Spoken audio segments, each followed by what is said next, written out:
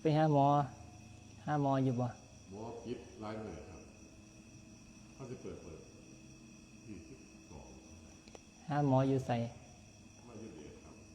หมอคลินิกบ่หมอคลินิกหมอคลินิก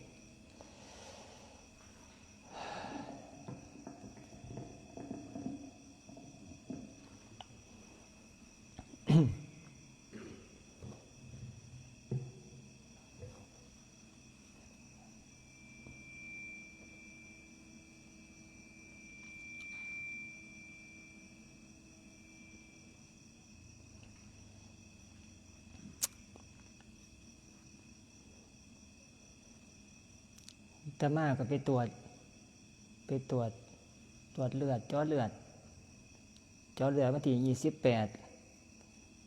บ้านนี่ไปมื้อวานนี่เขาเจ้าให้ไปฟังผลเลือดแล้วก็ไปตรวจตา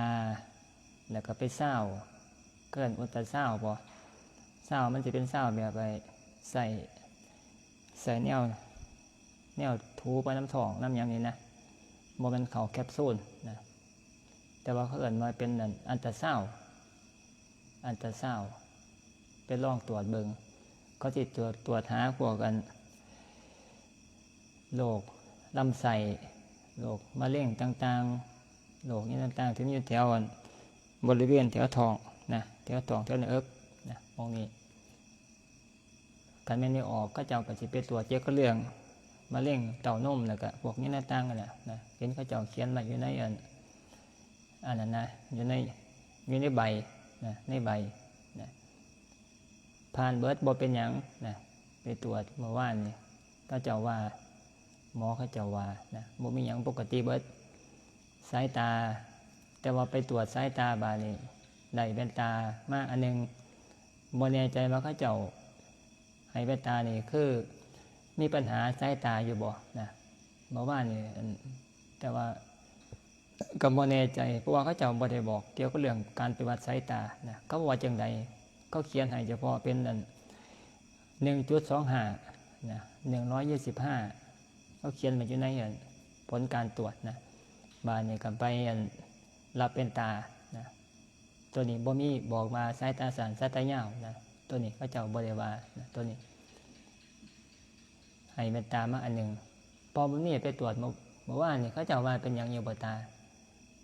ก็ได้ว่าอยู่บ่อ๋อตัวนี้ว่าเป็นตอนเนื้อ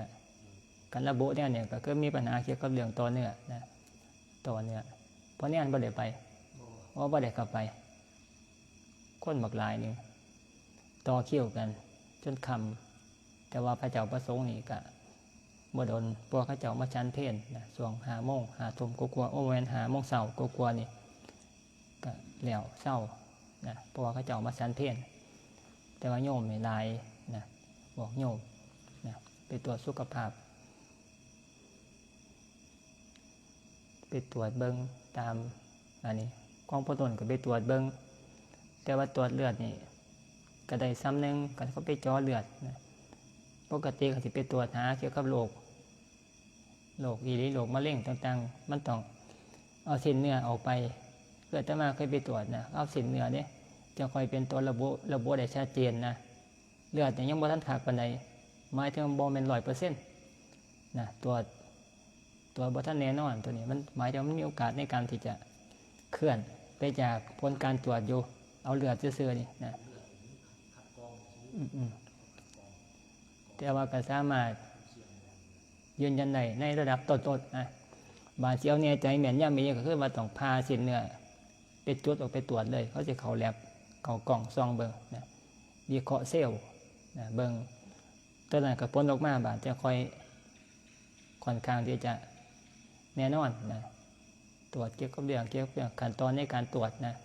ตรวจมาผลออกมาเป็นจังไดแต่มาไปตรวจตะกี้ก็นี่ละที่แรกก็เจาะเลือดซะก่อนสรรพสิทธิ์นะแต่มาเป็นมะเร็งที่แล้วก็เจาะเลือดตรวจซะก่อนเจาะเลือดตรวจระบาดเขา2 กล่องเขาก็นัดไปฟังผลอีกประมาณสักอาทิตย์นึงโดยประมาณนะไปฟังผลเลือดเนี่ยคือเป็นมะเร็งนะก็เจ้าก็บอกว่าเป็นมะเร็งก็เจ้าก็เอายืนยันเขากับพาเลยบาดนะพ พาได้บ้านรอบสองพาเพราะว่าเสียมันยืนยันตรงกันกับไปผลตรวจเลือดนะเขาพาเอาก้อนเนื้อออกไปเอาชิ้นเนื้อออกไปบ้านเนี่ยไปนัดอีกว่าอีกประมาณสักอาทิตย์นึงให้ไปฟังผลนะฟังผลแล้วว่านี่เลือดแล้วก็เนื้อตรงกันผลตรงกันว่าเป็นมะเร็งต่อมน้ำเหลืองก็เจ้าก็เขียนวิธีการรักษาให้ทรงโตไปศูนย์มะเร็งไปรักษาเขาก็บอกวิธีการรักษาเข้าไปศูนย์มะเร็งแล้วก็มีการว่าสิจะรักษาแบบใดนะใช้แสงบ่นะบางคนใช้แสงบางคนเขาเคมียังก็คีโมบำบัดยังก็ถ้ามากระลงละโดนนี่แหละคีโมบำบัดนะตอนนั้นคีโมบำบัดกับฉายแสงนะฉายแสงกับคีโมจะมาถามเกี่ยวกับพวกเขาจะเป็นมะเร็งการรักษาเนี่ยบ่คือกันเลยรักษาบ่คือกันเลยบางคนเขาบ่ต้องใช้แสงบางคนเขาคีโมเลยนะคีโมเลยนะแล้วแต่เคสแล้วแต่อันนี้เขาเจ้านะบางคนก็ใช้แสงก่อนค่อยมาเข้าคีโมรอบสองนะใช้แสงเข้าคีโมเนี่ยแต่บางคนก็หัวโลนนะแต่มาเฮ็ดโยมเขาเจ้าไปใช้แสงบางคนก็หัวโลนผมโลนบ่ได้ไม่ออกก็ไม่แอมเนี่ยสมมุตินะผมโลนเลยบ่ยั่งผมเลยว่าแม่นนั่นผู้เฒ่าแบบผมโลนเบิดนะคนไหนผู้ใช้แสงนะผมโลนไปทำลายระบบต่างๆร่างกายนะแล้วก็มีอันนึงเขาเจ้าผู้ใดเป็นโรคฤทธิ์สีดวงถ้ามาถามเขาเจ้าตอนไปใช้แสงเป็นนางทาเขาอุโมงค์นะเขาใช้แสงมันตามพวกเขาเจ้าไปทาเขาเขี้ยวน้ำกันถามมายังเป็นยังว่าสันจะมาถามเขาเจ้าเขาจะมาเป็นฤทธิ์สีดวงกับไปฉายแสงกับเศร้าคือกันต้นบ่เจ็บฉายแสงเอาเลยตัวนี้นะเศร้าคือกันมันยิ่งแสงนั่นละแสงเช็คแสงอีหยังแต่ว่าแสงเลเซอร์กับบ่แม่นมันเป็นแสงสแกนถ้ามากกับไปมันสิยิ่งใส่หนามันก็ไหลเลือดลบหน้าลบหลังอยู่แสงมันนะแสงสีคือจังนี่ละคล้ายๆแนวนี่บ่เป็นสีขาวแสงแนวนี่แสงออกแดงๆมาเนี่ยประมาณนี้แหละมันสิเจาะใส่อยู่เฉพาะจุดที่เฮาเป็นโรคนะกันคือพวกเป็นโรคฤทธิ์สีดวงเขาเจ้าก็ใช้สิก้นเลยนะยิ่งใส่แบบนั้นบ่ต้องพาบ่เสี่ยงต่อการไปถึกเส้นยุ่มนะบางคนอาตมาเห็นเขาเจ้าเป็นโรคฤทธิ์สีดวงบางคนต้องตัดสินใจว่าจะพาบ่นะการพาในโอกาสเสี่ยงในการไปถึกเส้นประสาทในส่วนอื่นนี่ก็มีนะมีน้อยมีหลายขึ้นอยู่กับฝีมือหมอนะบางคนไปพาฤทธิ์สีดวงไปมานี่ย่มเหี่ยวย่มขี้บ่ได้เลยได้บาดนะมันไหลออกอีกมันเลยนะมันพาถึกเส้นนะบางคนนี่ก็บ่ได้พากับไปกินยาเอานะกินยาเอาแล้วแต่บุคคลนะแต่ว่าวิธีการฉายแสงนี่อาตมาเห็นเขาเจ้าฉายแสงก็เศร้าอยู่เด้เนี่ยมันยิ่งใส่ตุ่มเลยยิ่งใส่จุดมันเลยมันก็สลายไปเลยนะตัวนี้แต่มาวิธีการรักษาแบบฉายแสงแบบปกฤทธิ์สีดวงเนี่ยคันหมอบ่สั่งมาให้ไปฉายเนี่ยอยากฉายก็ฉายบ่ได้นะก็ยกก็ว่าหมอเขาเจ้าที่ให้เขาไปรักษาตัวนี้นะ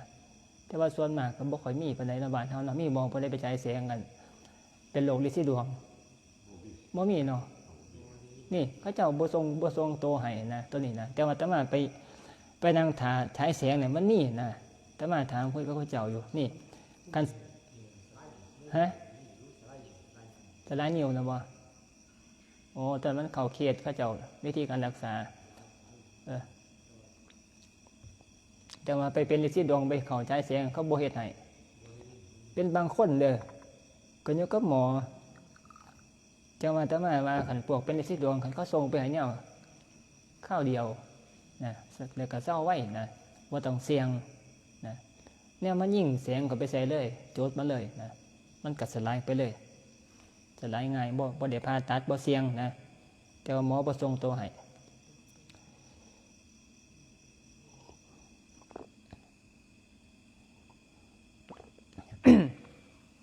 นี่นะโรคเป็นโรคก็บ่เป็นหลายบ่ต้องย่านเป็นมะเร็งต้องกันเป็นน้ำกันจะก็สิมวนน้ำกัน อย่าไปย่านมันเป็นมะเร็งย่อมปูแล้วก็เป็นแล้วก็จนตายเพราะอย่างนั้นนะนี่หมู่ผู้ไปก่อนก็มีผู้บ่ทันไปก็มีนะอย่าไปย่านมันกันย่านเนี่ยก็ย่านเป็นโรคเดี๋ยวมันสิเป็นนะแห้งย่านแล้วมันยังเป็นเลย เฮ็ดซื่อๆนี่นะเฉยๆมันขาอ่อนเลยได้ย่างบ่ได้เลยกันไปย่านไปตั้งเป้าไปตั้งป้อมไว้ว่าอย่าเป็นจังซี่นะมันสิไปสร้างหมายถึงว่ามันไปสร้างอันสร้างหลุมมาแล้วนะใจเฮามันไปสร้างหลุมใหม่คันมองว่าเป็นปั๊บนี่ว่ากินข้าวก็บ่แซ่บผู้ใดบ่แม่นธรรมดาเด้ย่างก็บ่มีแฮงผู้ใดเป็นแนวนั้นนะ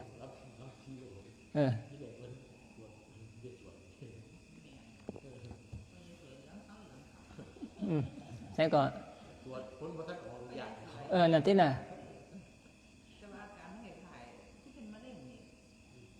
ยานมันอะไรยานมันเป็น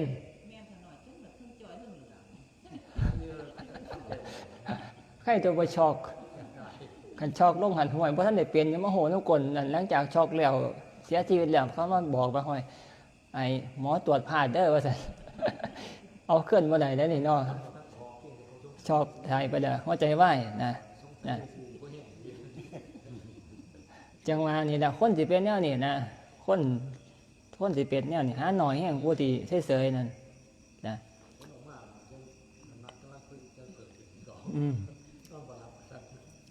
มาเนี่ยกันข้าเจ้าว่าโอ้ยหมอตรวจพลาดเด้อเจ้าบ่ได้เป็นมะเร็งดอกเจ้าเป็นโรคไทรอยด์จังซี่นะ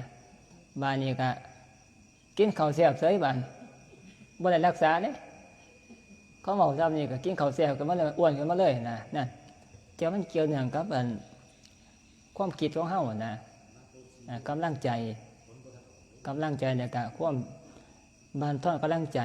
ตัวนี้มีผลแห้งต่อสุขภาพของคนนะบางคนกำลังใจดีกำลังใจดีแม่นเป็นมันก็อาการมันก็บ่สุดลงนะมันไปเรื่อยๆนะเป็นอยู่แต่มันกำลังใจดีนะมันก็ไปเรื่อยๆนะไปดีหลายปีอย่างสินะหลายปีบางคนก็เศร้าก็มีเศร้าโดยที่บ่ได้รักษาก็มีนะมีหลายเคสอยู่ว่าเจ้าเศร้า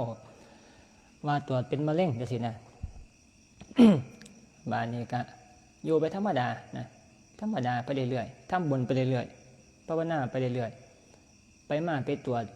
บรรณาตรวจบ่พอจะสิคือคุณนายตนก็ยิงตนนั่นนะ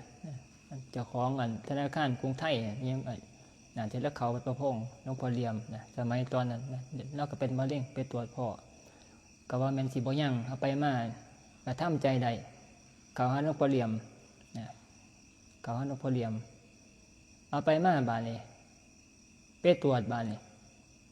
บ่มีเลยมิดบ่มีหยังเลยบ่มีเชื้อหลายเลยนี่จะว่าเราได้ศรัทธาน้องพอเลียมนะเจ้าของอยู่อุบลนี่นะที่เราเป็นนั้นจะมาก็จำบ่ผิดก็คือเป็นธนาคารกรุงเทพกับกรุงไทยนี่แหละคนหญิงตุนนี่นะซื้อเรา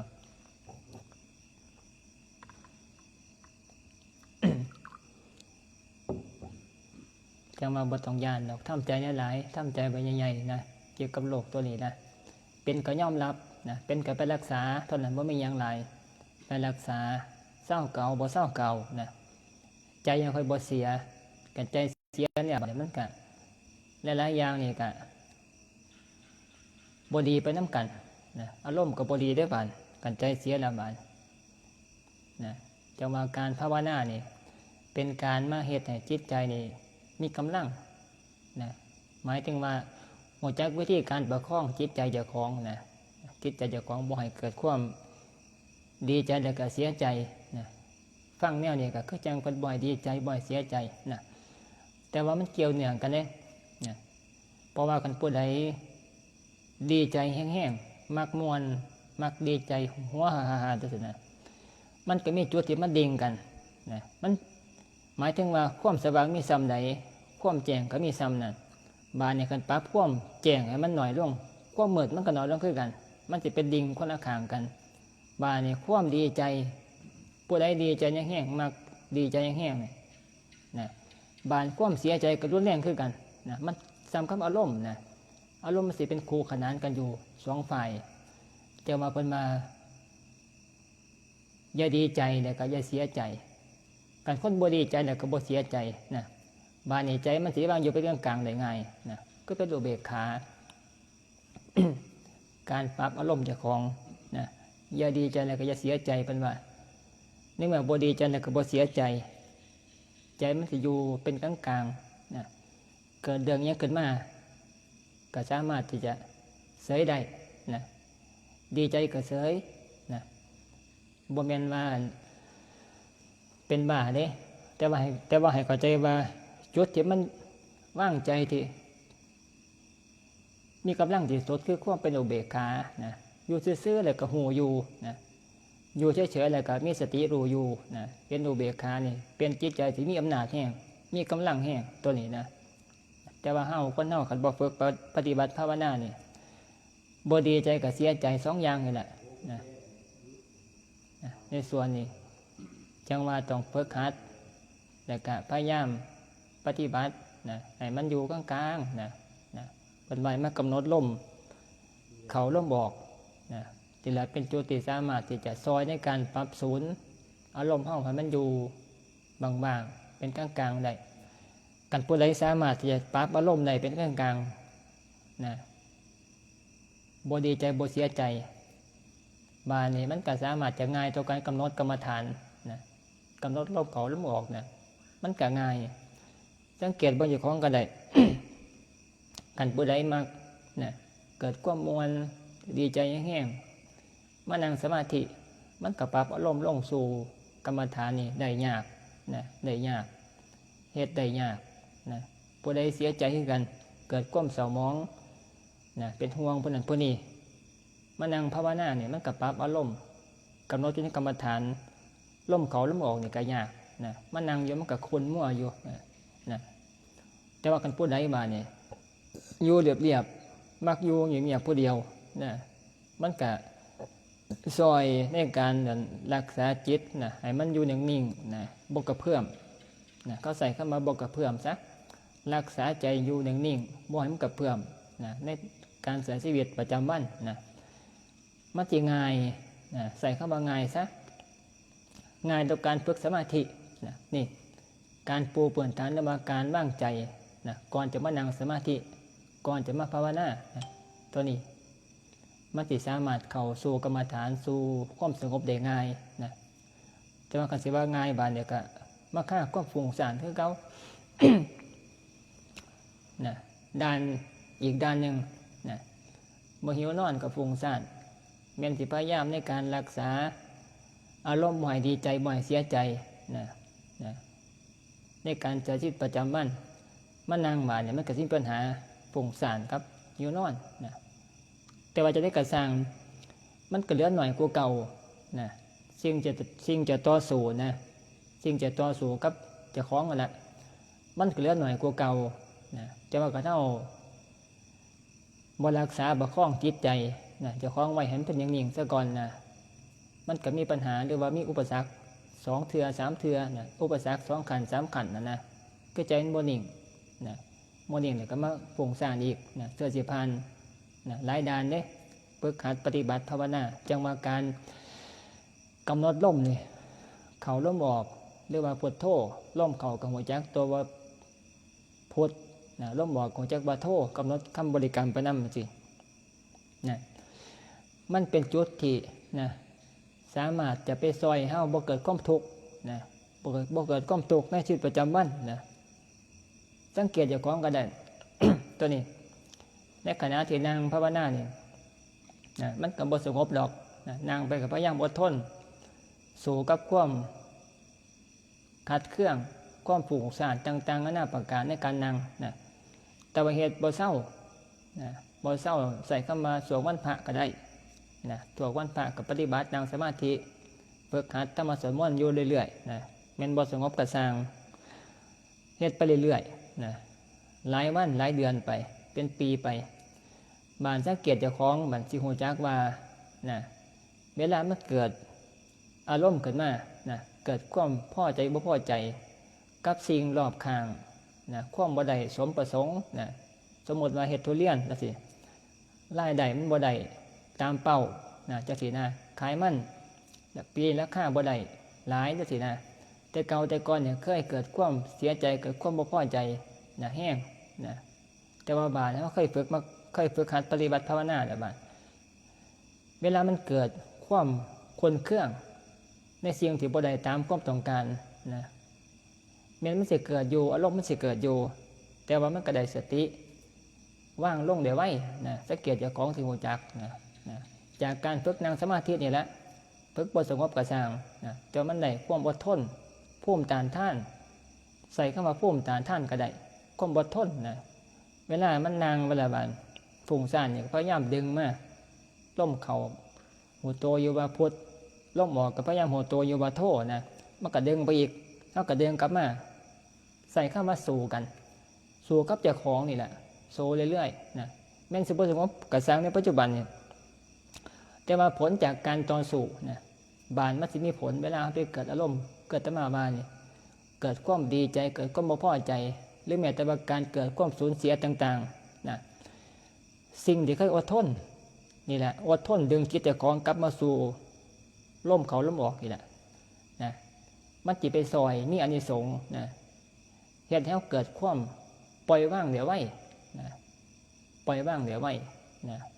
สิเห็นมาโอ้เดี๋ยวมันก็ผ่านไปนะสินะสมมตินะเกิดเกินตังอยู่แล้วก็ดับไปนะสินะมันสิปล่อยว่างใจมันสิกลับมาเคลื่อนสู่ปกติได้โดยไว้นะตอนนี้อานิสงส์มันจะสามารถเอาไปใส่ในชีวิตประจำวันแล้วก็การมีชีวิตอยู่นะการฝึกกรรมฐานนี่นะตอนนี้บอกหมายถึงว่านั่งบ่ทันสงบได้นี่บานในคันไผสามารถกำหนดกรรมฐานแล้วก็นั่งภาวนานี่จิตสงบนะกำหนดร่มเข่ากวาพุทธร่มหมอกกวาโทนะนั่งชั่วโมงนึงนี่อยู่ในคำบริกรรมนี่อยู่ในการรู้สึกตัวนี่อยู่นะบานตัวนี้บานมันสามารถควบคุมได้เร็วนะบานตัวนี้บานมีอานิสงส์ชัดเจนบานนะเวลาเกิดความดีใจและก็เสียใจเกิดความพัดภาคต่างๆสตินี่สามารถตั้งกันได้โดยไม่เลยนะกำหนดล่มเข่าล่มออกบานนี่ความทุกข์มันสิค่อยๆจางออกไปเลยค่อยจางออกไปการจางออกไปก็เป็นมาบัดกิเลสดอกมันจางออกไปเพราะว่าเฮาบ่ฮู้ซ่าเฮามากำหนดความรู้ต่างๆคืออารมณ์ต่างๆอยู่ในล่มเข่าล่มออกนะล่มเข่าก็ว่าพุทธล่มออกก็ว่าโทนะบานเนี่ยมันก็มายืนอยู่ในจุดนี้นะมันก็เย็นกายแล้วก็เย็นใจมันก็เสื่อมันในถ้ำพระพุทธเจ้านะบานในสิ่งที่มันเคยไปยึดเกาะที่ว่าเป็นความทุกข์นะมันโมซ่ามันก็เข้าบ่ถึงกับจิตใจของเฮานะนี่ตัวนี้เฮ็ดได้ไว้นะการใส่ชีวิตเป็นโยมนี่การสามารถที่อะไรก็จะมาวานี่นะมันสิบ่ค่อยทุกข์นะทุกข์มันสิไม่หน่อยนะพอเกิดความทุกข์ปั๊บมันสิเห็นนะทุกข์เพราะว่าลูกก็ดีนะเรื่องเทื่องกับลูกติดยานะลูกบ่ฟังจังซี่นะแต่เก่าแต่ก่อนเนี่ยบ่ทันเข้าวัดภาวนาบ่เคยมาฝึกหัดกำหนดลมเข้าลมออกนะสิเกิดความทุกข์กับลูกนะทุกข์จนนอนบ่หลับฮ้อนเผาเจ้าของอยู่นะนั่นคือความทุกข์นะทุกข์เพราะว่าผู้อื่นนะทุกข์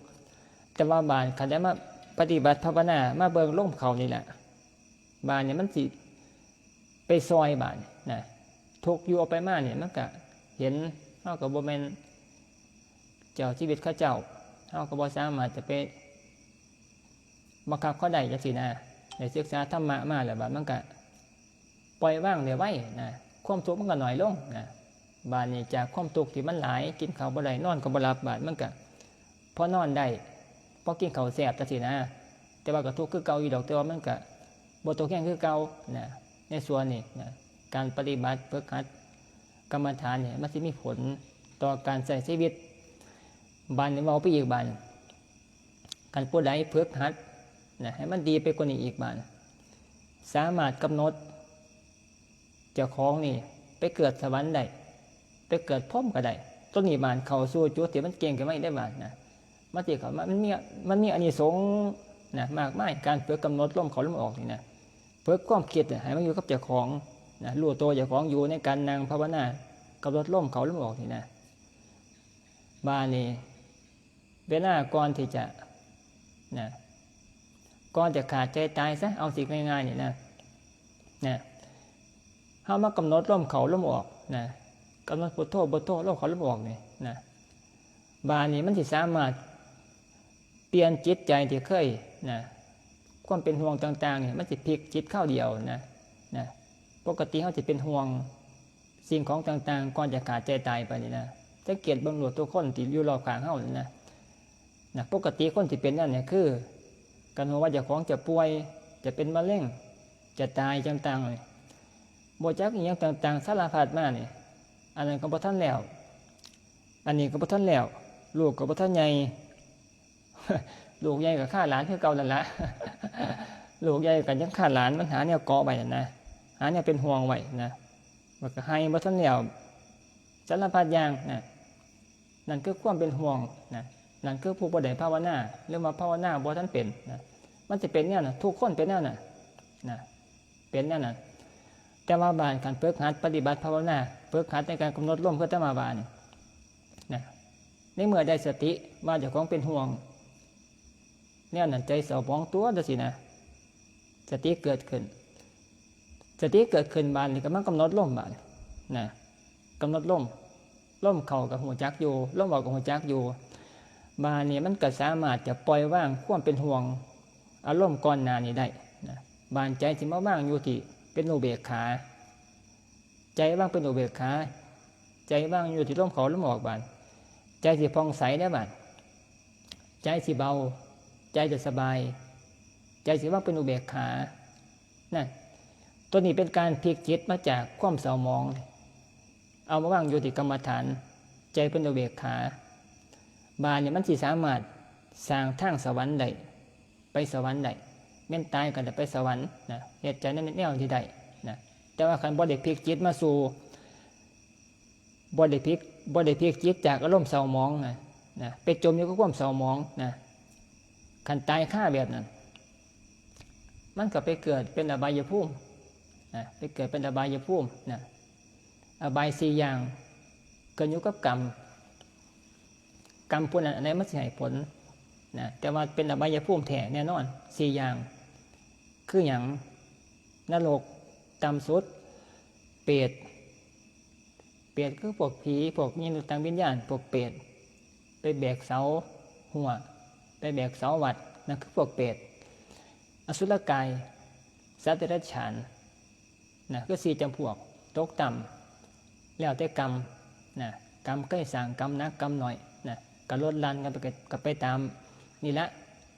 โดยความหมายคือตกต่ำนะตกต่ำกันใจเศร้าหมอง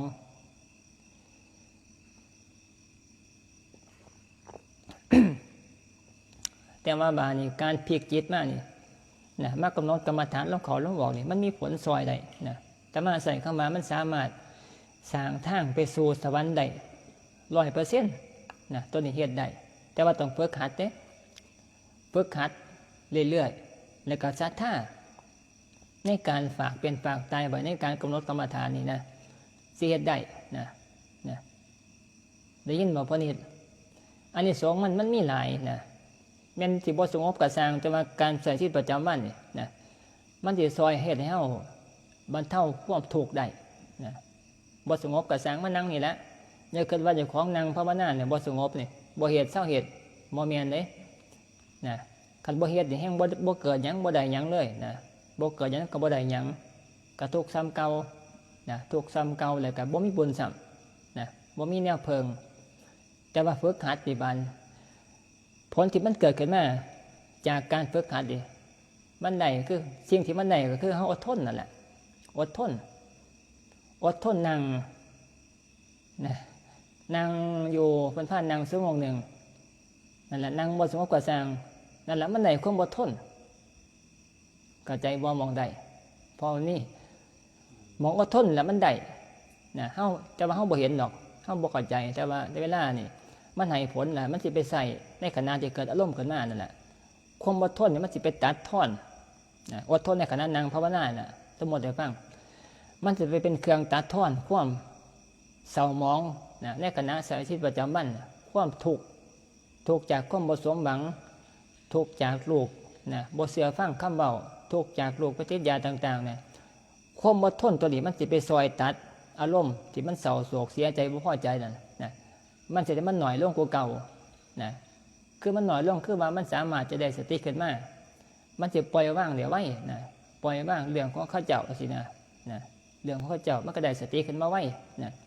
ที่แรกก็กินข้าวบ่แซ่บก็ว่านั่นแหละนอนก็บ่หลับเอาไปมามันก็สามารถเปื่อนขึ้นมาเดี๋ยวไว้แต่มาบอกให้ฟังจังซี่นะข้อหมายเอาง่ายๆนะเป็นแนวนี้นะสังเกตก็ได้สังเกตเจ้าของสิรู้จักนะตอนนี้ว่าหมายถึงว่าฝึกบ่ทันใดเด้อดทนนั่งไว้ซะก่อนนะอานิสงส์มันมีนะมีเอาง่ายๆก็คือเขาสามารถเขาดึงความคิดเจ้าของเขามาอยู่ในตัวเจ้าของนะดึงเรื่อยๆปองมาเรื่อยๆปองเรื่อยๆนะการฝึกการปองมาใหม่กับเจ้าของเรื่อยๆนะฝึกสติมีเจ้าของเรื่อยๆนะมันสิซอยเฮาความหมายเนี่ยนะซอยเฮามาเนี่ยสิ่งต่างๆเราเอื้อนมาเนี่ยนะกันเอาไปเป็นห่วงแห้งห่วงให้ห่วงลูกห่วงหลานทุกอย่างที่ห่วงนั้นห่วงทุกมือบ่มีการฝึกออกนะมีแต่ห่วงอยู่ตลอดวันนะแต่ว่าเจ้าของขันบ่เคยฝึกขันสิบ่รู้จักว่าเจ้าของห่วงก็เกิดมาเป็นเรื่องธรรมดาบ่เป็นหยังบานเวลาสิขาดใจตายไปละบานมันก็เข้าแก็บที่เจ้าของใส่ชีวิตประจำวันที่เป็นห่วงน่ะนะมันสิมาลุ่มของตัวเดียวบานบ่มีทางออกเลยบานมันสิมืดเข้ามาเลยนะเพราะการสร้างนิสัยความคิดเจ้าของให้มันเกิดความเป็นห่วงในสิ่งของต่างๆนะถึงเวลาบรรจุถ่ายมันก็สิมาร่วมกันรุนแรงบานมันก็สิออกจากความเป็นห่วงนั้นบ่ได้นะบานใจก็สิเศร้ามองอย่างเดียวนะในส่วนน่ะจะมาฝึกหัดไว้นะบรรจุถ่ายมันสิได้ใส่ตัวนี้แหละนะบนไหนท่านก็ดีบนรักษาศีลนี่ก็ดีแต่บ่ดีเท่าการมาฝึกหัดใจเจ้าของให้อยู่ในร่มเขาร่มออกนะฝึกหัดในกรรมฐานนะตัวนี้เป็นการกำหนดวิญญาณเฮาไปสู่สุคติได้แบบแน่นอนตัวนี้เว้าภาพให้เห็นนะยินบอกพระนิตกำหนดได้อีหลีตัวนี้เฮ็ดได้เจ้าของแม่นที่แรกมันสิเศร้ามองก่อนก็สร้างเป็นปกติอยู่แล้วปุถุชนนี่หมายถึงว่าผู้ที่บ่ทันบรรลุธรรมปุถุชนเกิดความทุกข์เกิดมาที่แรกนะความทุกข์จากการพัดภาคสารพัดอย่างทุกข์เพราะว่าเป็นโรคเป็นภัยกระสร้างที่แรกสิมีอารมณ์เสียใจคนเครื่องบ่พอใจเศร้าหมองซะก่อนที่แรกนี่คือปุถุชนแต่ว่าบานี่คันเฮาได้ฝึกหัดมาก่อนไปเปื้อนฐานมาก่อนบานี่มันสิเฟื่อนสติขึ้นได้ไว้มันสิตั้งหม้องนี้ได้มองนี่ตั้งสติขึ้นมามันสิคิดฮอดว่าเคยฝึกหัดปฏิบัติมานี่ก็นะฟังเทศน์ต้องทำมาก่อนน่ะเพิ่นบอกมาผู้ใดก็ตายผู้ทุกคนน่ะสินะผู้ใดก็ต้องพัดภาคผู้ทุกคนน่ะสิมันก็คิดตัวนี้ได้คิดได้มีข้อมูลบานี่มันก็ว่างได้ไว้นะว่างได้ไว้เกินเยอะก็ผู้ใดเก่งผู้ใดบ่เก่งนะแต่ว่ามีข้อมูลมันก็สามารถจะเอาไปใส่สอนเจ้าของได้มันก็ว่างได้ไว้นี่เมื่อว่างเลยบามันก็พลิกมาสู่ความผ่องใสนะจิตใจที่มีความผ่องใสแล้วก็สามารถจะไปเกิดสู่สุคติได้นะให้เข้าใจว่า แม่นเจ้าของสิมากบ่มากกระสร้างในสิ่งที่เกิดขึ้นนะก็เป็นโรคซะสมมติเอาง่ายๆนี่เฮาเป็นโรคไข้ไข้เจ็บนี่แม่นเฮาสิบ่พอใจบ่อยากเป็นตัวนี้บ่มีส่วนเกี่ยวของเลยกับมาโรคไข้ไข้เจ็บสิเป็นหรือบ่เป็นนะมันบ่ได้เกิดมาเฮากันเฮาบ่พอใจเฮาบ่มักจังซี่โรคมันสิบ่เป็นบ่เกี่ยวของเลยนะมีน้ำซ้ำการทำใจลักษณะที่ว่าบ่อยากเป็นบ่อยากได้โรคจังซี่มันเป็นเครื่องจองเฮาลงความตกต่ำนะคือการจองจิตของเฮาเกิดความเศร้าหมองเลยมีแต่ข้อเสียข้อดีบ่มีเลยนะตัวนี้การไปคิดนะกังวลต่างๆนี่นะบ่ซอยเฮ็ดให้เฮาเศร้าเป็นโรคบ่เป็นจังซี่นะการจะเฮาสิเป็นหยังก็สร้างเป็นโรคมะเร็งเป็นโรคตับโรคปอดสารพัดอย่างไอ้เรื่องพวกมันนี่เป็นเรื่องของกรรมบ่เกี่ยวกับว่าเฮาสิดีใจเสียใจตัวนี้บ่เกี่ยวกับเฮาที่บ่มีอำนาจเลยนะในเมืองหัวจักจังซี่บานเฉยๆนะการสามารถวางเฉยได้ นะบ้างเสียใดบ่ดีใจบ่เสียใจเอาไปเตรียมให้กรรมมันเอาไปบ้างให้กรรมความคิดเกี่ยวกับเรื่องโรคภัยไข้เจ็บต่างๆนี่บ้างให้กรรมเคยสร้างกรรมมาก็จะค่อยเป็นกันบ่เคยสร้างกรรมมามันก็บ่เป็นนะตัวนี้ในเมื่อวางใจในแนวนี้มันเฮาก็เป็นอุเบกขาแม่นเป็นนี่ก็เสยแม่นบ่เป็นนี่ก็เสยคือเก่านะตัวนี้เป็นการทำใจถูกต้องในจุดที่สูงที่สุดนะแม่นเป็นก็รักษาแม่นบ่เป็นก็เสยจังซี่นะแม่นตายก็ไปแม่นบ่ตายก็อยู่จังซี่นะคือแนวนี้นะเป็นการทำใจอยู่ในจุดที่สูงที่สุดนะตัวนี้เข้าใจบ่ปนิดบ่เกี่ยวกับเฮาเด้โรคภัยไข้เจ็บอย่าเกิดว่าโอ้ยสาธุเด้อใหญ่ผู้ขาเป็นจังซี่นะบ่เกี่ยวกันเลยเฮาบ่มีอำนาจเลยตัวนี้นะบ่มีอำนาจในการที่จะไปต่อสู้แล้วก็ไปอ่อนบ้อนให้มันบ่เป็นจังซี่นะตัวนี้มีน้ำซ้ำเฮ็ดให้ของกินข้าวบ่แซ่บซ้ำนอนก็บ่หลับ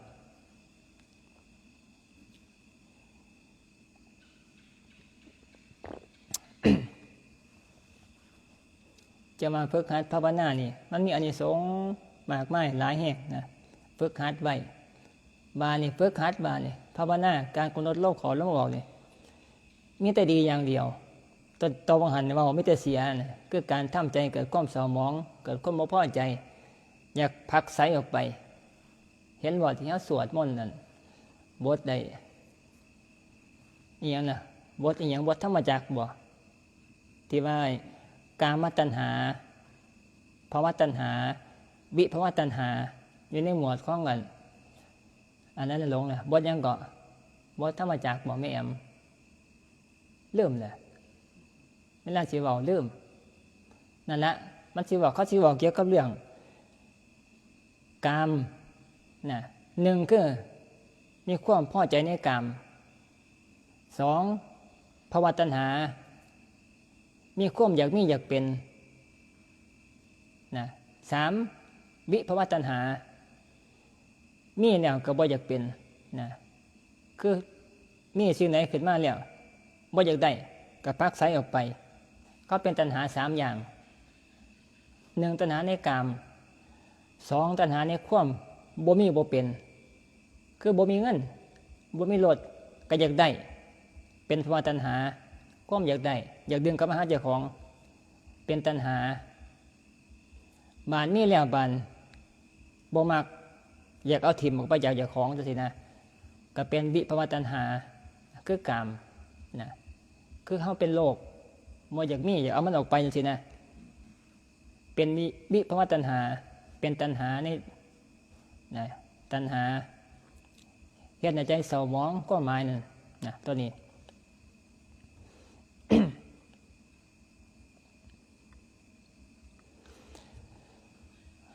ว่าหมายถึงว่านะความบ่อยากมีบ่อยากเป็นนะมันเป็นตัณหา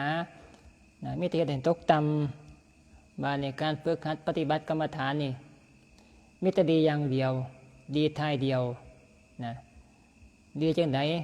นะเว้าในด้านดีได้บาดมันเว้าด้านที่บ่ดีนะการทำใจให้เกิดความเศร้าหมองนี่นะบ่ได้ไปซอยเฮ็ดให้โลกเศร้าบ่ได้ซอยเฮ็ดให้โลกหายบ่ได้ซอยเฮ็ดให้โลกมันดีขึ้นบ่ได้ซอยเฮ็ดให้หนีเบิดนะ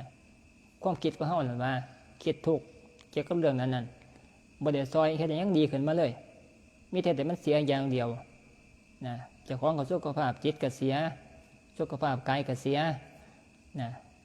บาดนี้การมาฝึกหัดปฏิบัติกรรมฐานนี่นะมันมีแต่ดีบาดดีจังได๋บาดนะดีก็คือปัจจุบันนี่มันสิเกิดความทุกข์เข้ามากระสร้าง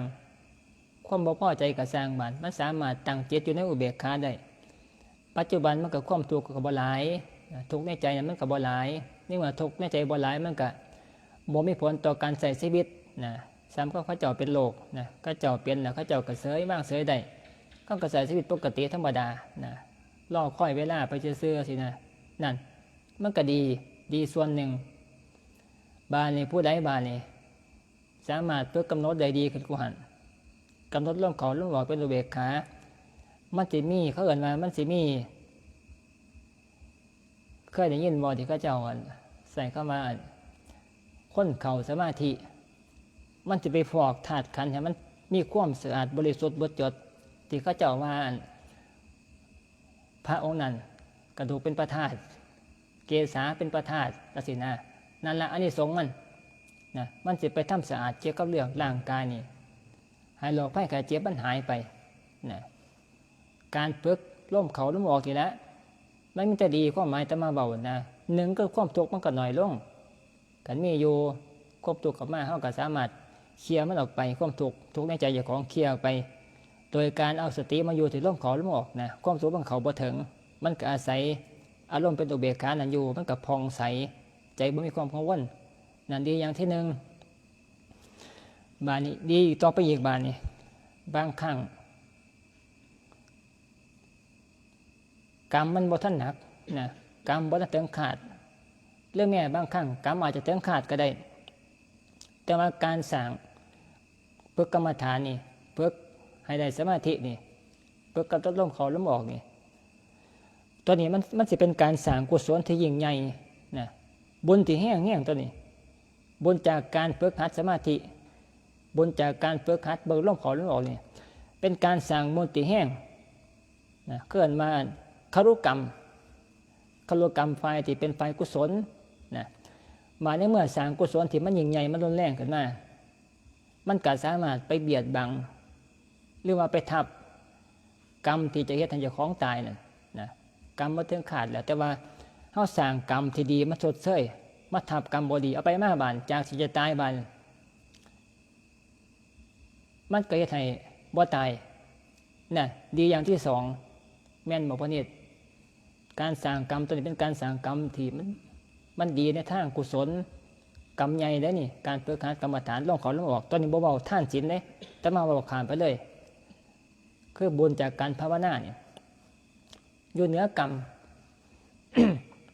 หมอดูนี่เราบอกเลยเขาเอ่นว่ามันหลอดปองนะพวกนี้บ่มีหม่องไปเลยพวกหมอดูกันบอกเกี่ยวกับเรื่องกันเพื่อคัดกรรมฐานนี่ไปเบิ่งชะตาเนาะเอาหมอดูแม่นๆอย่างนั้นเอาพวกที่เขาเจ้าโหจริงบ่เอาพวกไปบอกตัวเลยมันมีตำราตอนนี้มันเป็นเรื่องที่เขาเจ้าผู้เก่งเขาเจ้าเฮ็ดก็มีอยู่นะเขาเจ้าเบิ่งได้เบิ่งมันใส่ตำราโหมันนี่มาโดนแล้วซะตำราตัวนี้เขาเบิ่งจากแต่ว่าผู้เบิ่งตัวเก่งอีหลีคือกันสิเบิ่งมาพวกนี้จะตายในมื้อนั้นมื้อนี้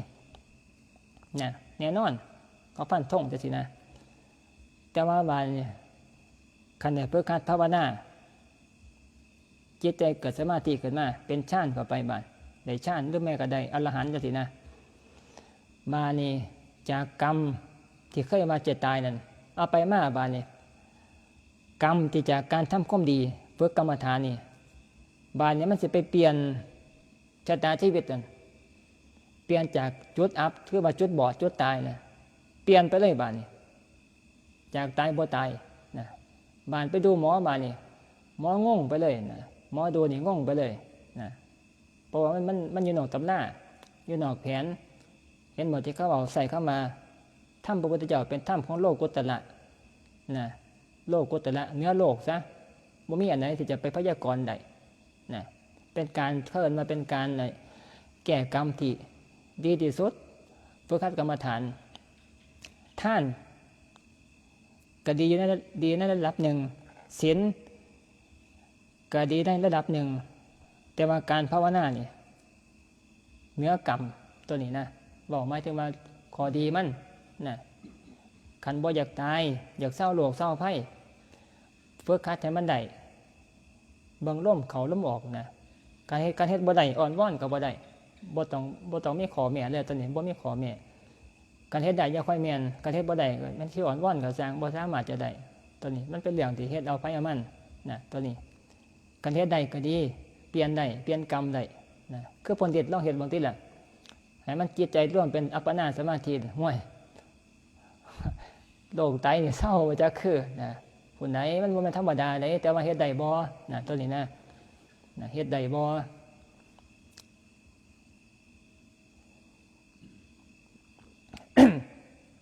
ตัวนี้ว่าข้อดีอย่างที่สองคือว่าการฝึกหัดปฏิบัติภาวนาจิตใจมีความสงบนะเป็นสมาธิได้เนี่ยมันจะเปลี่ยนสามารถไปซอยเศร้าโลกได้สามารถสิบอกตัวนี้นะตัวนี้นะจากโรคภัยไข้เจ็บมันก็จางไปแล้วก็หายไปเพราะอำนาจสมาธิอำนาจฌานนี่มันเป็นรักษาธาตุขันธ์นะบนเรื่องเบ้าเหรียญได้นะมันสามารถไปเฮ็ดให้กระดูกใสเป็นประธาตุมันก็ได้นะตัวนี้บอกง่ายๆให้ฟังเข้าใจนะแม่นอย่าบอกจะมาบอกผู้ใดอย่าไปบอกเรื่องโรคภัยไข้เจ็บนะซ้ำเขาเจ้าไปสแกนไปเข้าอุโมงค์กันแล้วเห็นบ่ใช้แสงมันก็เศร้าเห็นบ่ล่ะนะมันแต่ว่ามันดีกว่าหัน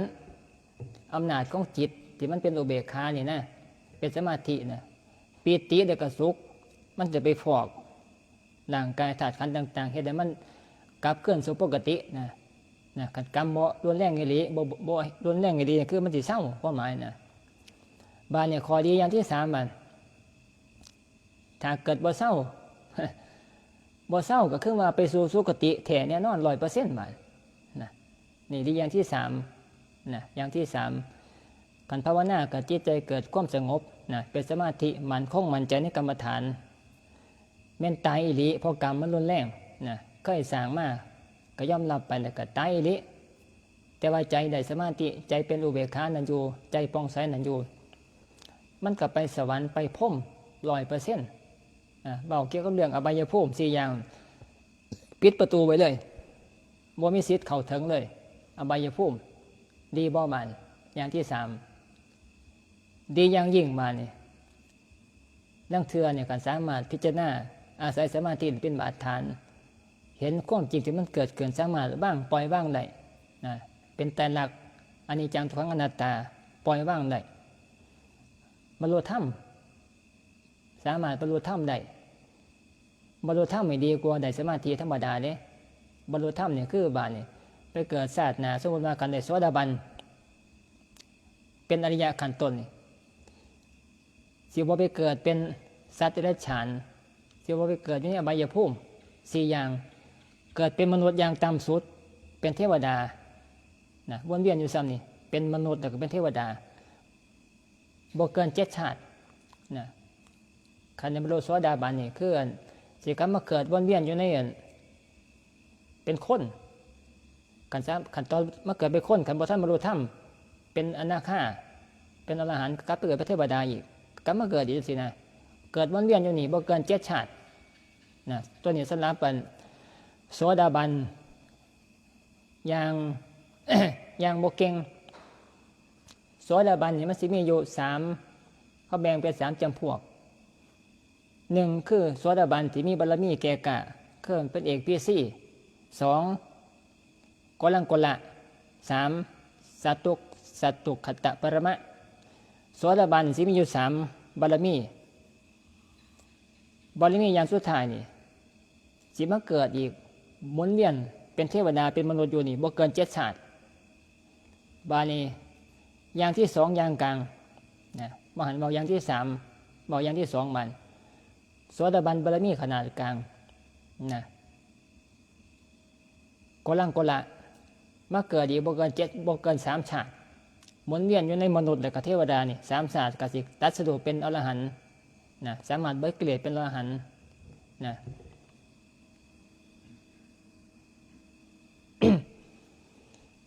บานี่ย่างเก่งบานี่บารมีสร้างมาหลายแห่งบารมีมันเต็มแต่ว่ากรรมตัดร่อนก่อนเลยบ่ได้เป็นอรหันต์ชาตินั้นได้แค่โสดาบันสิมาเกิดอีกแค่ชาติเดียวสิบรรลุธรรมเป็นอรหันต์นะสิมี3ขนาด3อินทรีย์3บารมีแก่กล้าต่างกันตัวนี้บอกหมายถึงว่าผู้บรรลุธรรมโสดาบันนะบ่ตกต่ำจากมนุษย์กี่หายบ่ตกต่ำไปจากความเป็นมนุษย์นะตัวนี้นะมีแต่ข้อดีความหมายแต่มาบอกนะ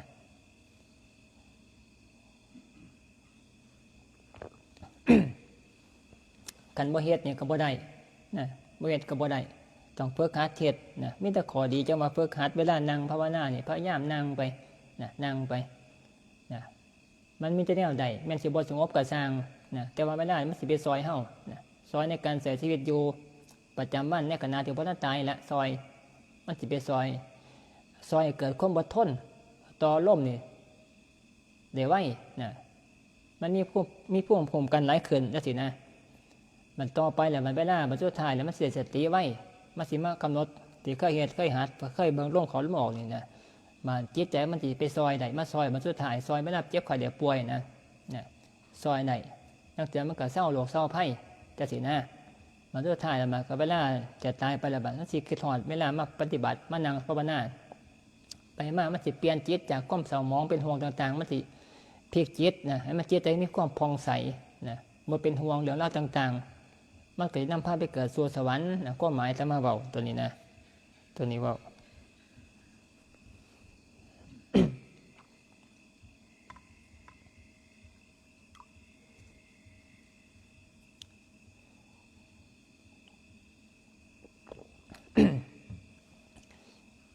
มาเนี่ยมันก็เป็นการสร้างบารมีนะสร้างบารมีจะไปด้วยการฝึกหัดในการฝึกนั่งสมาธินี่แหละฝึกหัดปฏิบัติกรรมฐานนี่ต่อไปเวลาพบหน้าศาสนาเวลามาเกิดเป็นคนพบพ่อพุทธศาสนาอีกบานมานั่งภาวนาเนี่ยบานมันก็เกิดไว้อันนี้สงมันเพื่อเราเป็นการสร้างบารมีมันสิคอยเต็มไปเรื่อยนะบ่ต้องไปถาศาสนาเลยมาหานางแบบคือเก่าแหละมาเริ่มนับหนึ่งใหม่แล้วก็โอ้มันก็นานเปลี่ยนแต่สินะนางยุ่มดาวยุ่มก้นท้อแท้ท้อถอยอยู่เฮาก็บ่ต้องไปมีความคิดนั่นน่ะบานนะเพราะเฮ็ดเริ่มนับหนึ่งได้ศาสตร์ดีแล้วเริ่มนับหนึ่งเริ่มสร้างไปแล้วอดทนนี่แหละในการนั่งภาวนาในการปฏิบัติภาวนาในการถือศีล8นี่นะเป็นการสร้างบารมีมันสิสูงขึ้นนะไปเกิดศาสนามานั่งเขาปฏิได้พ่อพุทธศาสนาได้มาพ่อการปฏิบัติภาวนากรรมฐานนี่บานมานั่งภาวนาแล้วบานกำหนดลมเขาเข้าเดียว จิตสงบเป็นฌานต่อไปนะมันก็บ่ทุกข์ ทุกข์จากการเฮ็ดบ่เกิดนี่ทุกข์คือการอย่างหนึ่งเด้แม่นบ่พอมันมีทุกข์ศาสนามันความบ่ทุกข์หลายมานั่งปั๊บมันก็เกิดขึ้นไว้จังซี่นะก็หมายเนี่ยเป็นการสร้างบารมีแม่นสิบ่ได้ก็สร้างซะนี่นั่งไปนะสู้บ่ต้องไปบ่ต้องท้อแท้ท้อถอยนะสู้ไปฝึกหัดปฏิบัติเทศไปเรื่อยๆมันสิมีแต่แนวดีเข้ามาแต่มาเว้านะดี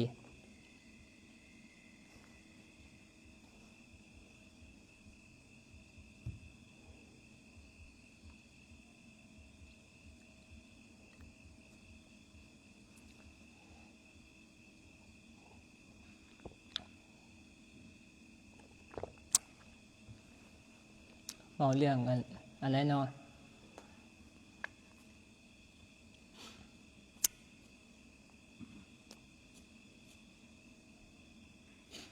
่าเบาเรื่องหลวงตา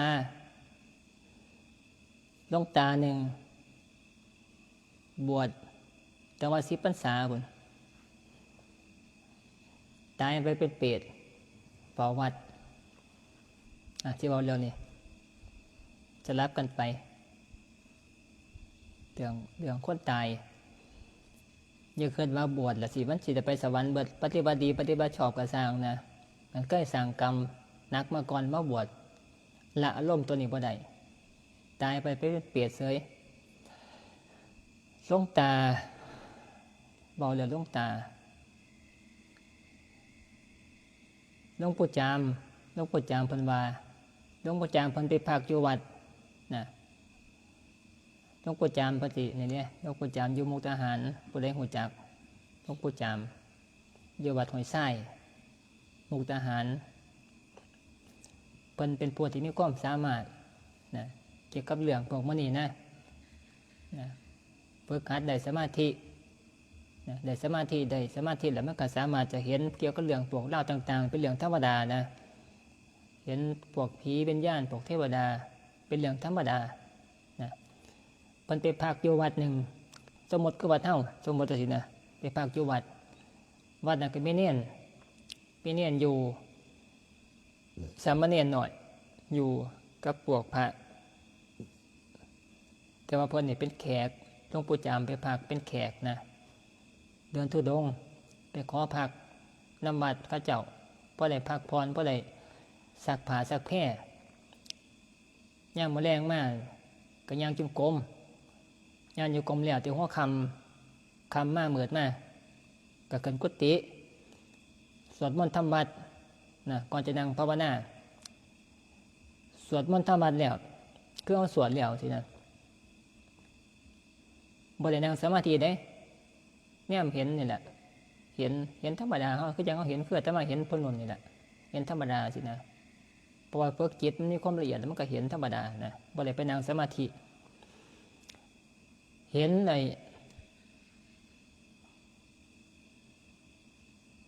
เห็นคนผู้หนึ่งหัวโลนเสื้อผ้าบ่ใส่พัดใส่เข้ามาเนี่ยหัวใหญ่หัวโลนแต่ว่าหัวนี่ใหญ่กว่าโตเพิ่นใส่เข้ามาใหญ่ซ้ำอุเองน้ำคนโอบรอบหนึ่งเพิ่นว่าพัดใส่เข้ามาสิโอบรอบหนึ่งก็ซ้ำนี่แหละนี่โอบหัวใหญ่กว่าโตนะใหญ่ขึ้นมาก็แตกปุ๊ออกก็จังหนูโป่งแตกนะแตกปุ๊ออกระบาดเนี่ยก็กลับมาคือเก่าก็เป็นหัว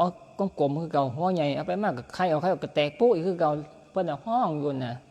เท่าอันที่จะเป็นเจ้าของหัวใหญ่น่ะนะเสื้อผ้าบ่ใส่ผ้าเปื่อยแต่ว่าหัวโลนแต่ว่าหัวใหญ่กว่าโตนะใหญ่ขึ้นแล้วก็แตกออกแตกปุ๊กระดูกโป่งแต่ละข้าวนึงก็กลับมาคือเก่าก็แตกคือเก่านะเป็นเปรตเป็นผีเพิ่นเห็นเนี่ยนะเพิ่นก็ธรรมดานะมันยังมื้อเช้ามาบ้าน บิณฑบาตเพิ่นก็ถามเน้นอยู่หั่นมีคนมีลักษณะแนวนี้บ่อายุประมาณ60 ปี70 ปีรูปร่างใหญ่จังซี่นะเคยบวชเคยหยังอยู่นี่บ่เพิ่นถามเน้นแล้วก็บอกว่ามีอยู่อาจารย์แล้วว่ามีอยู่แล้วว่านะเป็นหลวงลุงผมนี่แหละแล้วว่าสามเณรนั่นว่าคือว่าเป็นอ้ายของแม่แล้วเน้นบวชเป็นสามเณรอยู่หั่นนะคนอยู่บ้านก็บอกมาเป็นหลวงลุงเพิ่นนั่นละนะเป็นเป็นอ้ายแม่เพิ่นอ้ายแม่แล้วอ้ายแม่สามเณรนะเป็นหยังอาจารย์เห็นบ่เน้นแล้วถามนกกุจามนะเน้นแล้วก็ว่าผมกับฝันเห็นแล้วเรื่อยอยู่นะแต่ว่าบ่เคยเห็นเป็นตัวสดดอกแต่ว่าฝันเห็นเรื่อยอยู่แล้วมาขอให้ซอยนะเสื้อผ้าบ่ใส่หัวบักใหญ่ซ้ำอุเองน้ำแล้วก็บอกเนี่ยก็บอกคือกันออกคือกันบานเอาไปมาคุยไปบานเนี่ยก็เลยเว้าสู่ฟังสมัยตะกี้ที่อาจารย์มหาปิ่นเพิ่นมาสร้างวัดนั่นละวัดอยู่หม่องผีอยู่นั่นแหละมาสร้างวัดใหม่ๆหลวงลุงเพิ่นนี่นะคืออันลุงเน้นนี่นะตะกี้เพิ่นเป็นโยมเพิ่นบ่ทันบวชเป็นโยมมาเนี่ยเพิ่นก็คัดค้านขัดขวางนะขัดขวางหม่อยพระมาอยู่นะห้อยกีดกันสารพัดอย่างผู้ใดสิเข้าวัดนี่ก็ไปลุ่มด่าเขาเจ้าลุ่มหายเขาเจ้าผู้ใดเข้าไปก็ไปทุบแองน้ำเขาเจ้าคือไปข่มขู่ซะเป็นแกนนำหมู่ในการนั่นคัดค้านพระบ่ให้พระมาอยู่แต่กี้มันพระวัดป่าเนี่ยเขาเจ้าบ่มัก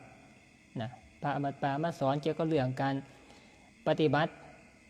ถือศีลเคร่งครัดประคัดภาวนาสมาธินะมันออกแบบนอกจากที่คนเคยเห็นมาแต่เก่าแต่ก่อนนะรุ่นเก่าแต่ก่อนเขาเจ้ากับพระกับโยมกับซ้ำกันนะซ้ำกันอยู่ธรรมดาบ่ได้ถือศีลบ่ได้มีการปฏิบัติอีหยังบาเนี่ยพระสายปฏิบัติเนี่ยไปอยู่บาเนี่ยมันสิไปแยกโยมเขาเจ้าเฮ็ดให้เขาเจ้าบ่ได้เอกลาภเฮ็ดให้เขาการไปอยู่ก็ลำบากเกินบาโยมเขาเจ้าก็บ่มักคือกันบัดบ่มักพระกรรมฐานว่าเฮ็ดนอกเลียดนอกร้อยนะที่พ่อแม่ก็เฮ็ดมาจังซี่นะก็ไปคัดค้านสารพัดอย่างห้ามนะไปเป็นนั่นหัวหน้าหมู่ถาลุงนี่นะหัวหน้าหมู่ในการคัดค้านนะห้ามสารพัดอย่างไปด่าไปป่วยนะผู้ใดไปเขาวัดเขาว่าไปวัดจังหันละสิไปทุบอู้เองน้ำเขาเจ้านะไปคูเขาเจ้าบ่อยเขาเจ้าไปเอาไปมาบานนี่ อาจารย์มหาปิ่นนี่นะเราเป็นกรรมฐานแล้วก็ บอกจะได้กับบ่เสือเทศให้ฟังกับบ่เสือไปมาแล้วไปจับแขนดึงเข้ามาวัดเลยเด้เพิ่นนี่จับแขนดึงเข้ามาวัดเลยเข้ามาแล้วก็มาถามเหตุถามผลนั่งถามคุยกันนะเป็นหยังอาตมามานี่มากับปฏิบัติตามธรรมพระพุทธเจ้าเอาหลักฐานให้เบิ่งนะตำราแล้วก็มีอย่างต่างๆมีหลักฐานยืนยันนะว่าเฮ็ดให้มันถูกที่เจ้าเข้าใจมันผิดจังซี่นะก็เฮ็ดมานี่แม่นสิเฮ็ดมาโดนก็สร้างแต่ว่าเฮ็ดมามันบ่ถูกนะบ่ถูกก็คือบ่ถูกนะเอาไปมาเนี่ยคุยกันไปคุยกันมาบาดเฒ่าพ่อใหญ่นี่ค่อยเชื่อเพราะว่าหลักฐานเชื่อระบาดกับศรัทธาอาจารย์มหาปิ่นศรัทธาบ้านก็ขอบวชนะเพิ่นก็ให้บวชมาก็อยู่ได้10 ปี10 พรรษา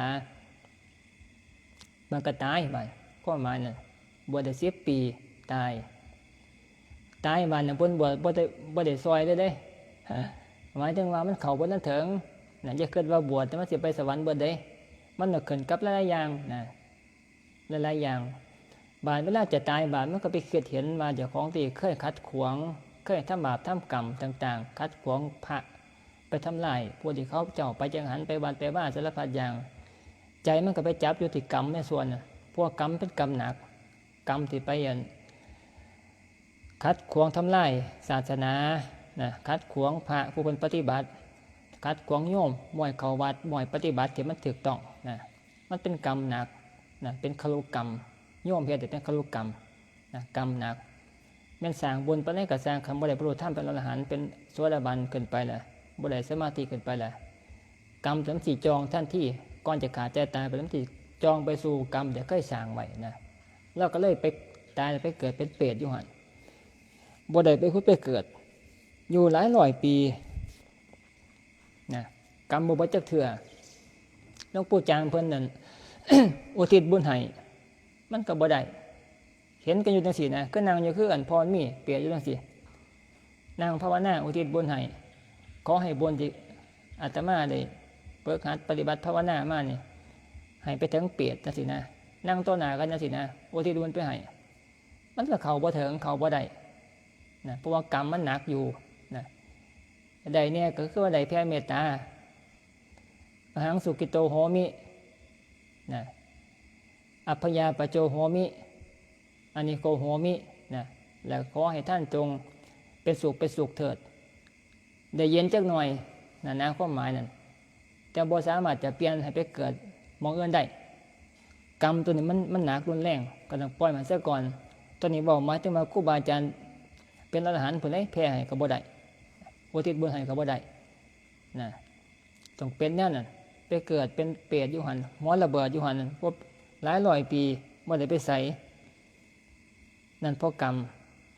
จนกลัวกรรมในส่วนนั้นมันสิเบาบางลงคันกรรมจนเบาบางลงมานี่มันสิคิดเห็นฮอดว่าเจ้าของเคยบวช10 ปีบาดคันคิดเห็นบาดว่าเจ้าของเคยบวชได้บาดมันสิเบิดทางสวรรค์บาดกรรมที่เคยเฮ็ดบ่ดีมันก็ดีเบิดไปแล้วก็ค่อยสิไปเกิดสวรรค์แต่ว่าในขณะนั้นเกิดบ่ได้ต้องหัวแตกอยู่หั่นนั่นระเบิดอยู่หั่นนั่นหลายร้อยหลายพันปีใส่กรรมซะก่อนนี่เว้าหมายถึงว่านี่แหละเวลาก่อนจะขาดใจตายผู้ใดเคยสร้างบาปสร้างกรรมไว้การเอาบ่เคลียร์ให้มันแล้วเพื่อขาดแต่ขณะยังมีชีวิตอยู่เนี่ยมันสุดท้ายมันก็จะไปสู่จุดนั้นไปเกิดใส่กรรมซะก่อนเป็นสร้างบุญไปหลายปานใดก็สร้างกันคิดบ่ฮอดบ่ถึงคันละอารมณ์ของที่บ่ดีอดีตบ่ได้นั่นมันสิไปจับอยู่สิกรรมบ่ดีเคยสร้างมาแต่ว่าเวลาผู้ใดยังขณะที่ยังมีชีวิตอยู่ยังสามารถจะคิดถึงได้กรรมบ่ดีพยายามเคลียร์เจ้าของมันได้ตัวนี้เป็นจุดที่สำคัญเด้เคลียร์ให้มันได้ก็เหตุผิดเหตุพลาดเกี่ยวกับเรื่องศีลธรรมต่างๆเคยฆ่าคนฆ่าสัตว์ต่างๆสังเกตเจ้าของว่าเคยมีอารมณ์อะไรที่มันติดใจติดความคิดเจ้าของอยู่นี่เวลาอยู่ว่างๆเวลาเกิดความบาดเสียวเวลาเกิดย่านตายมานี่มันสิคิดฮอดกรรมที่เคยสร้างบ่ดีไว้นั่นตัวนั้นเป็นตัวนำพาไปเกิดตรงเคลียร์ให้มันได้พยายามสังเกตเจ้าของสังเกตเจ้าของมันได้ว่าเคยไปติดอยู่ในภาพอะไรที่บ่ดีเคยสร้างกรรมไว้บ่ลืมจักเทื่อเวลาเกิดความ บาดเสียวมาเนี่ยมันจะคิดไปเองโดยอัตโนมัตินั่นแหละตัวนั้นแหละตัวที่เป็นอันตรายเป็นไพ่ของเฮานะต้องพยายามชำระให้มันได้ในขณะยังมีชีวิตอยู่ชำระได้เด้ชำระได้โดยการฝึกหัดปฏิบัติก็พยายามว่างให้มันได้การว่างคือการฝึกหัดสมาธิไปนำแล้วก็พยายามใส่ปัญญาไปนำตัวเดียว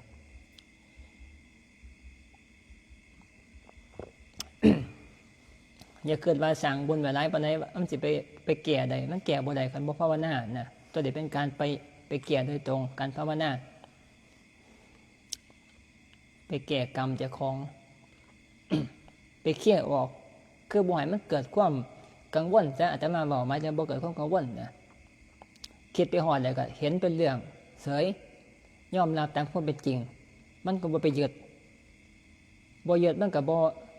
บ่ไปเอาตัวนั้นมามันอยู่ในปัจจุบันนะมันก็เข้าบ่ถึงนะบอกคือไงนี่บอกว่าเนี่ยบอกคือไงตัวเนี่ยจะมาเว้าจากการจะมาเฮ็ดมาเนี่ยค่อยหูจักค่อยเว้าสู่ฟังนะคนเฮาเคยเฮ็ดผิดพลาดอันใดมานี่เวลาบ่สุดท้ายเวลาเจ็บไข้ได้ป่วยเวลาเศร้าหมองมาเวลาย่านตายมานี่จะเจ็บสิไปจับอยู่ปั๊บเลยแห่งคนเข้าวัด หูจักเรื่องบาปเรื่องบุญน่ะมันยังย่านเพราะยังย่านเพราะเจ้าของเคยเฮ็ดผิดมานะมันก็เลยไปเขียดอยู่ในอารมณ์ที่เคยเฮ็ดผิดพลาดมานะจับปั๊บตรวจย่านเจ้าของตายไปเกิดตกนรกนะความหมายนะมันสิไหวแห้งไหนตัวนี้ไหวแห้งไหนความคิดตัวนี้ไหวแห้งนะบ่สามารถจะแก้ได้ด้วยการลืมเด้แม่นลืมก็สร้างแต่ว่าเวลาก่อนจะขาดใจตายสิคิดกลับไปทันทีเลยนะตัวนี้สำคัญเด้ต้องแก้ออกโดยปัญญานะต้องสามารถปล่อยวางได้ให้ยอมรับอดีตคืออดีตอนาคตก็คืออนาคตนะปล่อยวางเลยกับอยู่ปัจจุบันตัวนี้เป็นจุดแก่ที่ดีที่สุดนะคือเห็นแล้วก็บ่เกิดความหวาดสะดุ้งซะใจบ่หวาดสะดุ้งใจบ่เศร้าหมองเห็นมาจากของเคยทำผิดพลาดมากก็เป็นธรรมดานะยอมรับนะกัดจังข้าวก็ไปใส่เอาใจมันก็บ่ไปติดอยู่กับกรรมที่บ่ดีมันอยู่ในปัจจุบันมาอยู่ในร่มเขาร่มออกนะมันค่อยจะไปเกิดสู่สุคติได้นะกษัตริย์กรรมบดีมาให้ผลก่อนแล้วบาเนี่ยมันก็เคยสร้างบุญให้ท่านก็ดีรักษาศีลก็ดีไว้หลายๆนั่นมันก็ไปต่อคิว ต่อคิวหมายถึงว่าต้องไปเกิดโซโพพุ่มที่บดีซะก่อนบุญจะเคยให้ท่านหลายปานใดก็สร้างรักษาศีลหลายปานใดก็สร้างมันสิไปต่อคิวให้ต่อจากเป็นเปียดซะก่อนแม่นบอกว่าแน่นเป็นขึ้นเนี่ยอาจารย์มาบอกไม้ยกตัวนี้ฟังยกเท่าลงตาเนี่ยนะให้ฟังนะเป็นแน่นนั่นไหนก็เขี่ยวบ่ได้เขี่ยวบ่แล้วนะเขี่ยมันได้แต่ละคนต้องมีนะผู้ใดเคยสร้างบาปสร้างกรรมไว้ต้องเขี่ยมันได้กษัตริย์มีปัญหาเป็นปัญหามาสุดท้ายบ่ลืมเด้ใจเฮาบ่ลืมเด้